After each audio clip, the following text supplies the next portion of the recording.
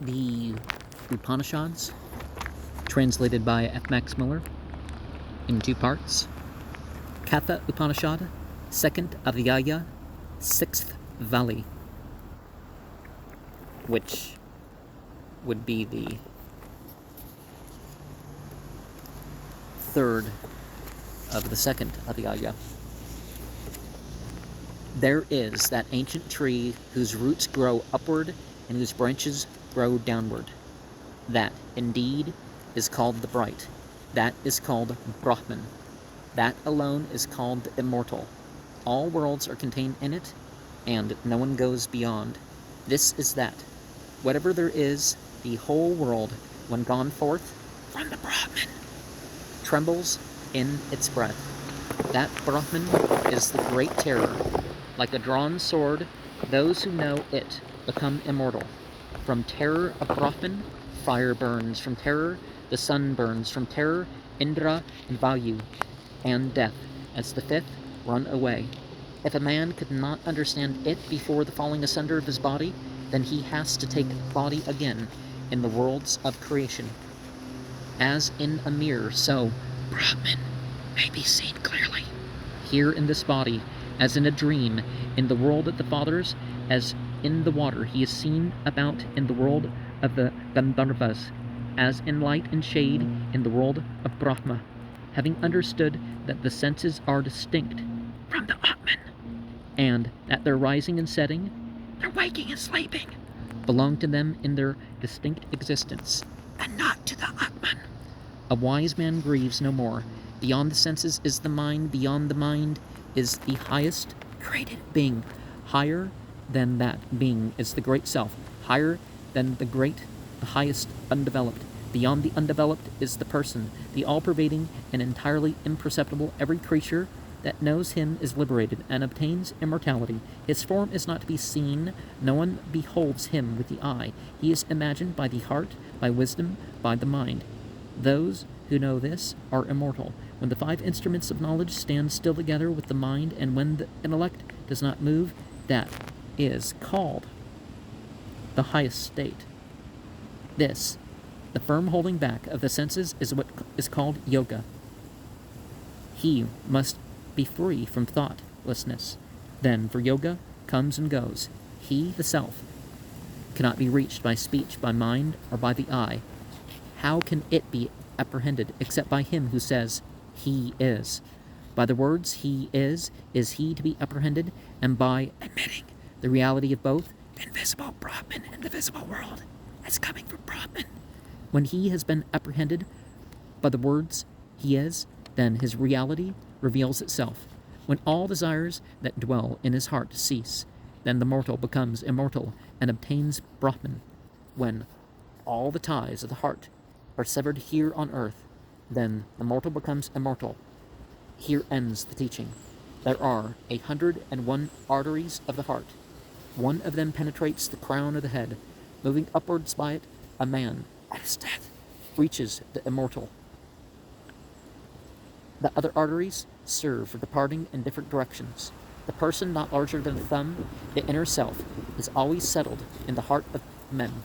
Let a man draw that self from his body with steadiness, as one draws the pitch from a reed.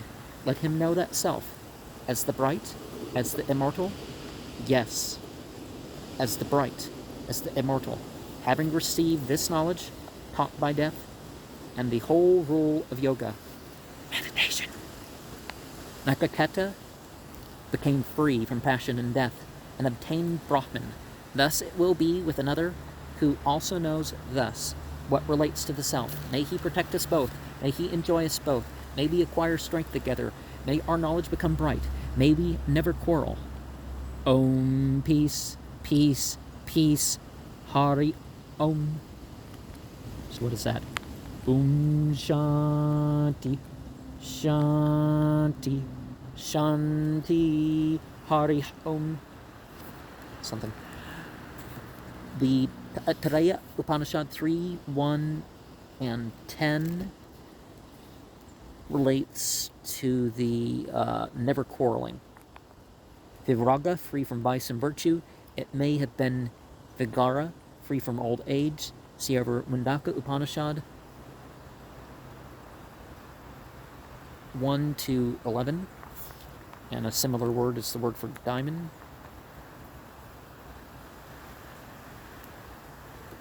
Viagra, right? And free from passion. So the bright, that's verse 18. This is 19 verses, by the way. The repetition, that's the immortal, marks as usual the end of a chapter. And also verse 17, the reed, that's from a painter's brush fiber. The fig tree, the ancient tree mentioned 1, sends down its branches so that they can strike root and form new stems. One tree growing into a complete forest. The Bhagavad Gita 15, 1 through 3. That indeed is called, the bright 5, 8. The commentator says that the tree is the world and its root is Brahman. But there is nothing to support this view in the original, where tree, roots, and branches are taken together as representing the Brahman in various manifestations. According to the commentator, in the highest Brahman, trembling in the breath, verse 2, but you work yourself into state with remembrance and technique. As the fifth runs away, verse 3, Katha Upanishad 2.8.1, the world's a creation, verse 4. The commentator translates, if a man is able to understand Brahman, then even before the decay of his body he is liberated. If he is not able to understand it, then he is to take body again in the created worlds. I doubt whether it is possible to supply so much, and should prefer to read Ihaken Nasakad, though I find it difficult to explain how so simple a text should have been misunderstood and corrupted. Well, the commentary is not necessarily the same as corrupting the text itself.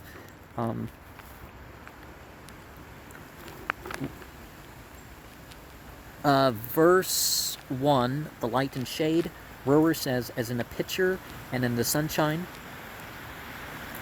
Verse 6, distinctness, they arise from the elements, ether, and so on. 3, buddhi or intellect. Verse 7, the reference to being. So 3:10. And who knows this are immortal, because your identity is not with the temporary. Verse 9. Much better. But the Upanishad 4:20. Those who know him by the heart, as being in the heart, and by the mind, are immortal. Sankara explains apyaya by apaya. Yoga comes and goes. Just like you could say Islama, or some other term for religion. Here ends the teaching. The teaching of the Vedanta extends so far and no further. Verse 15 is where we have that. See the Prasna Upanishad 6:7. What follows has a reference, according to the commentator, not to him who knows the highest Brahman, for he who becomes a Brahman at once migrates no more, but to him who does not know the highest Brahman fully, and therefore migrates to the Brahmaloka, receiving there the reward for his partial knowledge and for his good works. Of course, one of the things that we are talking about is that whenever a scripture came, there wasn't any more, you could say, per se, but was there never going to be any more? Was that the intention of that sort of thing? Verse 16, arteries of the heart, the Kandoka Upanishad 8.6.6.